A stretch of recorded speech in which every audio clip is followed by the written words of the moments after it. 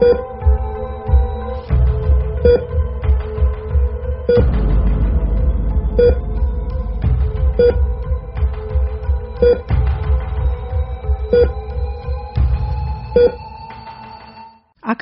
কলকাতা।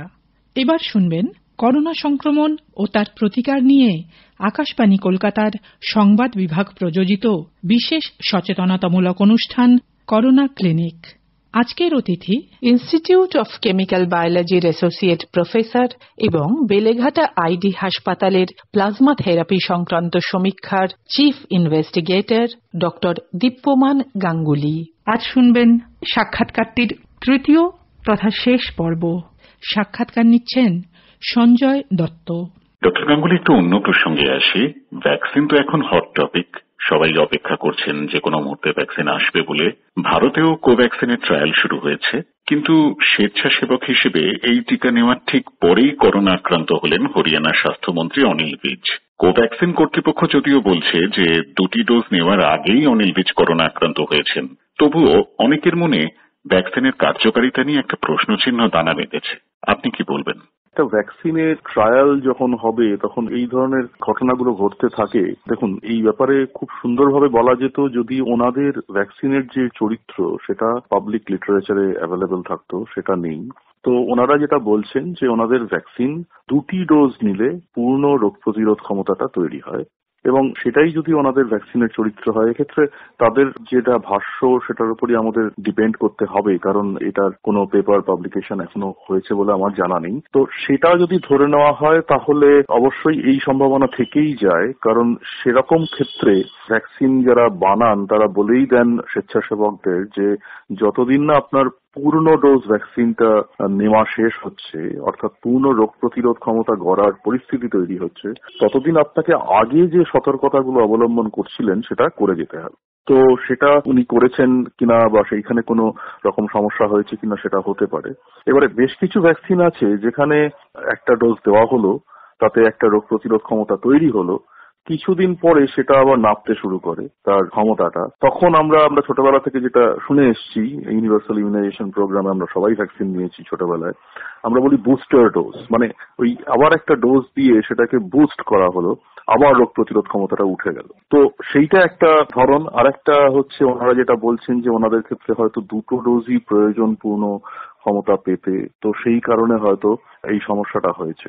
এবারে ভ্যাকসিনের তো এগুলো ট্রায়াল, মানে একটা পরিসংখ্যানই এটা পরিষ্কার বোঝা যায় যে সারা পৃথিবীতে 350-র ওপর ভ্যাকসিন ক্যান্ডিডেট ওপর পরীক্ষা নিরীক্ষা চলছে। এমনকি এমন অনেক কোম্পানি আছে যাদের নিজেদেরই 7-8টা করে ভ্যাকসিন ক্যান্ডিডেট আছে। তো তার একটা কারণ আছে, তার মানে ওনাদের মনেও সন্দেহ আছে কোন ভ্যাকসিনটা কাজ করবে কোনটা করবে না।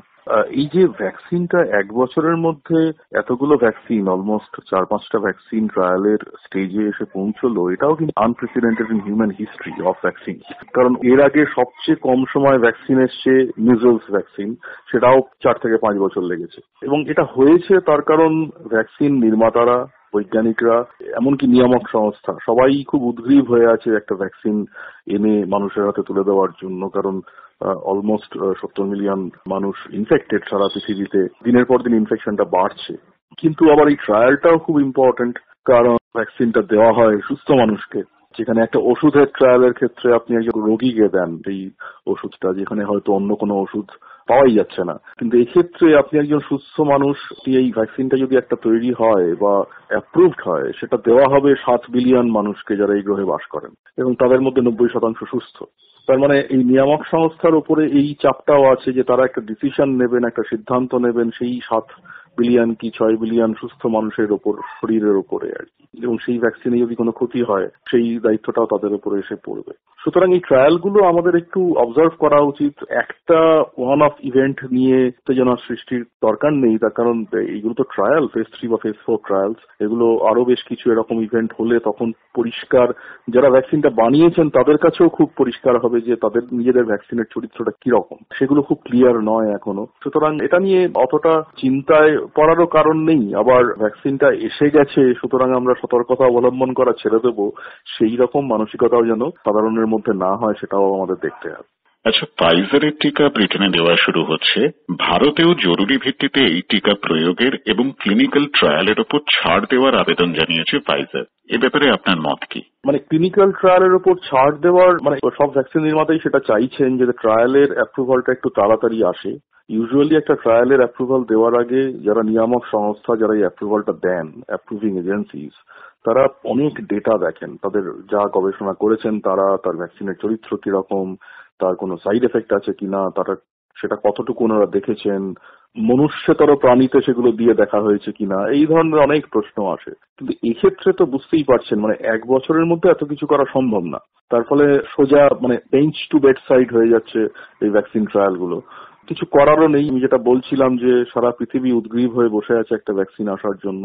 এত কিছু এফেক্ট পড়েছে সারা বিশ্বে, সব রকমের এফেক্ট, শুধু চিকিৎসা ক্ষেত্রে তো নয়, শুধু শরীরের ক্ষেত্রে নয়, অর্থনীতির ক্ষেত্রে অনেক এফেক্ট পড়েছে। তো সেই কারণে এই ধরনের অনুরোধ উপরোধ আসতেই থাকবে। তবে আমার মনে হয় নিয়ামক সংস্থাগুলো তো সব দিক বিচার করেই এই ডিসিশন নেবেন। তারা হয়তো অন্যান্য ভ্যাকসিনের ক্ষেত্রে যে পরিমাণ তথ্য পরিসংখ্যান পর্যালোচনা করে এই সিদ্ধান্ত নেওয়া হয়, এক্ষেত্রে সেগুলোতে একটু ছাড় দেওয়া হবে, ছাড় দেওয়া হচ্ছেও, না হলে এত তাড়াতাড়ি এতগুলো ভ্যাকসিনের ট্রায়াল শুরু হতে পারে না। কিন্তু সেক্ষেত্রেও একটা সীমারেখা তারা লঙ্ঘন করবেন না। এবং এটা সমীচীন কিনা সেটা বলা খুব মুশকিল। তবে ফাইজারের ট্রায়াল অন্য দেশে শুরু হয়েছে। আমি আশা করব নিয়ামক সংস্থায় ইউজুয়ালি একজন মানুষ তো এই ডিসিশনটা নেন না, তাদের একটা পর্যালোচনা করার টিম থাকে, তারা সবাই মিলে সেই ডেটার তথ্য পরিসংখ্যান দেখে সিদ্ধান্ত নেবেন। তবে হ্যাঁ, এই ধরনের ট্রায়াল তো করতে হবে, কারণ এই ট্রায়াল না হলে ভ্যাকসিন আসবে না এবং স্বেচ্ছাসেবকদেরও এগিয়ে আসতেই হবে। আমরা যদি এগিয়ে না যাই তাহলে সেই ভ্যাকসিনটা টেস্টই বা হবে কি করে? সুতরাং এই সবকিছুর মধ্যে একটা ব্যালেন্স রেখে ডিসিশন নেওয়া হবে। আর শেষ প্রশ্ন ডক্টর গাঙ্গুলি, ভ্যাকসিন নিয়ে আপনার পর্যবেক্ষণ কি? এক্ষেত্রে কি কেবল গবেষণা ও রোগী কল্যাণের দিকেই মনোনিবেশটা থাকছে, নাকি বিশাল বাজার দখলের প্রতিযোগিতা, কোটি কোটি ডলারের ব্যবসা, রাজনীতি, ক্ষমতা দখল, ভোটে জেতা, এইসব ফ্যাক্টরগুলোও কাজ করছে? দেখুন, একটা ইনফেকশন, একটা রোগে যখন সারা পৃথিবীর সব মানুষ সমানভাবে সাসেপ্টেবল, যে কারো এই রোগটা হতে পারে। এই ভাইরাসটা তো অদ্ভুত গণতান্ত্রিক একটা ভাইরাস এবং যে কারো এই রোগ হতে পারে। সুতরাং সব দেশের জনসাধারণ উদ্গ্রীব হয়ে বা কিছু ক্ষেত্রে ভীত হয়ে বসে আছে। এবং এটার ক্ষেত্রে যেটা হয় যে এটা অর্থনীতিকে এফেক্ট করেছে। এত লকডাউন হয়েছে সারা পৃথিবী জুড়ে এবং এই অর্থনীতিকে এফেক্ট করার ফলে অনেক মানুষ হয়তো ভ্যাকসিনের জন্য বিপর্যস্ত হবেন না, কিন্তু অর্থনীতির বিপন্নতার কারণে বিপর্যস্ত হবেন। সেই প্রশ্নগুলো থেকে যায়। সুতরাং রাষ্ট্রনেতা বা নিয়ামক সংস্থা বা যেগুলো আন্তর্জাতিক সম্পর্ক নিয়ে যারা ডিল করেন, যেসব সংস্থা, তাদের উপর একটা চাপ রয়েছে যে কিভাবে এই ব্যালেন্সটা মেনটেন করা হবে। বাজার দখল বা রাজনৈতিক ক্ষমতা দখল, সেগুলো আমাদের মতো বিজ্ঞানীদের পক্ষে বোঝা একটু সমস্যাকর। সে ব্যাপারে আমরা ওই সাধারণের মতোই আমরা তাকিয়ে বসে আছি, ঘটনা প্রবাহের দিকে বোঝার চেষ্টা করছি কি চলছে। কিন্তু ডেফিনেটলি একটা ভ্যাকসিন বা এই প্যান্ডেমিকের একটা অন্ত দেখা প্রয়োজন। সেই অন্তটা আসতে পারে একটা এফেক্টিভ ভ্যাকসিনের মাধ্যমেই। আবার ভ্যাকসিনটা অ্যাপ্রুভ করার আগে বা সুস্থ মানুষকে দেওয়া শুরু করার আগে সব দিক বিচার করে নিতে হবে যে তাতে কোনো ক্ষতি না হয়ে যায়। আমার ধারণা নিয়ামক সংস্থাগুলো তো এই ধরনের কাজগুলো করে আসছে দীর্ঘ সময় হয়ে গেছে। এখন অলমোস্ট দ্বিতীয় বিশ্বযুদ্ধের পর থেকেই এই ধরনের কন্ট্রোলিং বা অ্যাপ্রুভিং এজেন্সির সূত্রপাত, তারা ম্যাচিওরও হয়ে গেছেন।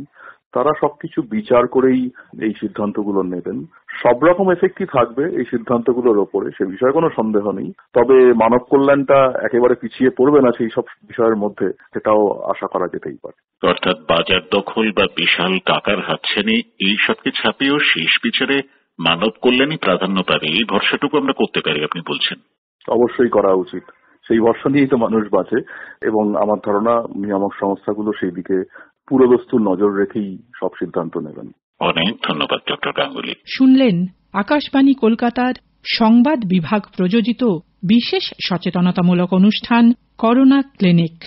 আজকের অতিথি ছিলেন ইনস্টিটিউট অফ কেমিক্যাল বায়োলজির অ্যাসোসিয়েট প্রফেসর এবং বেলেঘাটা আইডি হাসপাতালের প্লাজমা থেরাপি সংক্রান্ত সমীক্ষার chief investigator doctor Dipyaman Ganguly. শুনলেন সাক্ষাৎকারটির তৃতীয় তথা শেষ পর্ব। সাক্ষাৎকারটি নিলেন সঞ্জয় দত্ত। অনুষ্ঠানটি শুনতে লগ অন করুন আমাদের ফেসবুক পেজ আকাশবাণী সংবাদ কলকাতায়।